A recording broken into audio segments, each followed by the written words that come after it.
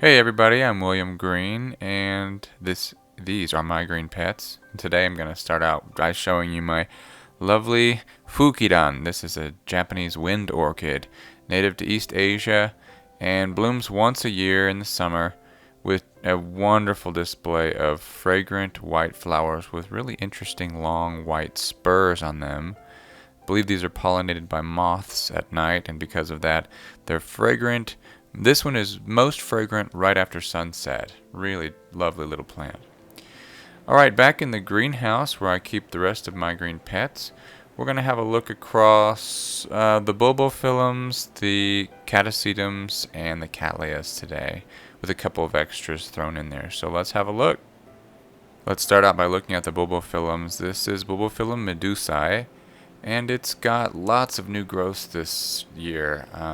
It was divided into several pieces last year, but it's really put out a lot of new growth, and those are rooting now. And once those growths complete, the plant will start thinking about blooming in the falls, October, November, maybe December. There's still a couple new growths pushing out, but for the most part, the growth occurs in the spring and summer, and then the plant blooms in the autumn. Next little bulbo I want to look at is antennae. Now this one was struggling for several months, but not anymore. It's got three new growths pushing out, and all of those are rooting. And then you can see some little nubbins in there as well. It looks like a couple more growths might be pushing out too. So this plant definitely appreciates the warmth of the greenhouse and the light that it's getting. Now this is a basket with several different Bubblefilm. I think there's 4 different ones in here. There's a Bubblefilm Lovely Elizabeth, which is the largest one. Everything's showing new growth. There's in the corner there's a smaller one. That's Cattleya, I believe. And then there's on the right side there's kind of a more shrivelly one, and that is Rufinum. And then one you might not see, kind of hidden in there, is a Bubblefilm lepidum. And I've just kind of got them all in the same basket. Maybe if they all bloom at once, it'll be a nice display. Okay, my largest bulbo is this one. This is Bubblefilm echinolabium. Hal is his nickname. And it has put out 2 new growths this summer, and those are rooting very nicely. So I'm looking forward to that bulb in that brown sheath there to swell up and mature.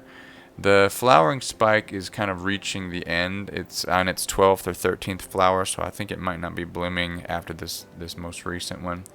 So hopefully we'll see some more growth on that. Now this is Bubblefilm Wendlandianum, and it bloomed early in the spring. So one thing I liked about this plant is that the flowers came out before the bulbs were even complete. And usually that's the opposite. Usually Bubblefilms complete their bulbs and then they push out a flower spike, at least the ones that I have. So it's kind of cool to see that. And this plant's also really compact, so I can keep it in that small pot. This is a seedling. This is Bubblefilm graveolens. It's got really awesome yellow flowers when it blooms, but it's going to need quite a bit more growth before it's large enough to bloom. But it's a stinky one. The parent of this plant was called Stinkerbell, so I'm looking forward to this blooming one day. And finally, this is Bubblefilm labii, and this is the Cathys gold hybrid. It's very popular, or not hybrid, but named clone. It's got an award from the American Orchid Society. Pretty common. The new growth is much bigger than the last 2, so that's always a great sign. That's rooting, and I think we'll need a couple more growths on that plant before it'll be big enough to bloom. But when it does, it will hopefully look like this. This is my neighbor Joe's Bubblefilm labii, and he's got a massive specimen. Was covered in flowers earlier this year, and I'm looking forward to seeing those on mine one day, hopefully. Okay, let's move over to the Cattys. These are the orchids that have a dormancy in the fall and winter. Right now they're in full growth mode. We talked about it last week in our orchid chat. So if you haven't checked that out, you might want to have a look. And everything looks pretty good. There's lots of roots. The bulbs are kind of starting to swell a little bit, and that's a good sign because we still have a good 2 or 3 months of growing season left, so hopefully those are going to get quite a bit bigger. Moving on, this is my only Phalaenopsis. This is Phalaenopsis schilleriana. Man, this plant puts out an amazing display in the wintertime, around January or February.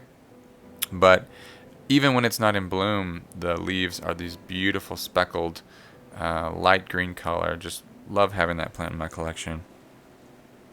Alright, let's check out this monstrosity. This is I believe it's Dania ophiifolia. It was given to me as a Malaxis latifolia, so you might find that under both of those names. But this plant, in addition to being a very quick grower, it also puts off lots of smaller plants. And you can see at the base here, the bulb has already put off an additional growth. But then when you look close up at last year's bulbs, it's also got little growths coming up off of that. And I don't know if those are going to root or what, but it's pretty amazing to see that plant put off so many little growths. Here's an example of what it looks like when it's, just starting out. It's a little bitty thing, but it grows very fast. This one also requires a winter dormancy, so from about November through February, it doesn't get any water. It's just a dry little, looks like a little stick, doesn't do anything. But in the spring, you plant it up, gets warm, starts budding up, and you'll have flowers before you know it.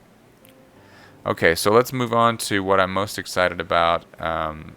If you've been following my channel for the past few years, you'll know that I have had these Cattleya rex seedlings since 2014. And through many trials and tribulations, we've finally gotten to a point where a couple of the plants have produced sheaths, like this one, for example. Now this sheath is a little bit small, so I'm not expecting anything to come out of it, but it still shows the plant is ready to think about blooming. But a couple of the plants, this one put a false sheath out last year. This one has a nice big mature sheath this year, and if you look at that little shadow there towards the bottom, towards the base of the sheath, you can see that something is pushing out, and I believe that those are going to be flower buds. I'm super excited. Don't know what to expect. I don't even really have a guarantee that these plants are in fact Cattleya rex, but once they bloom, we will know. This is the furthest along. This plant has kind of surprised me with the sheath that it's put out. And the sheath actually split open yesterday, and we've got some buds that are visible now inside the sheath. And that is, once again, I'm so excited. It's been 5 long years, lots of learning, lots of mistakes. So here's hoping for the best. And now there's one more plant that looks mature enough to bloom, but instead of putting out a sheath, it's putting out a double leaf.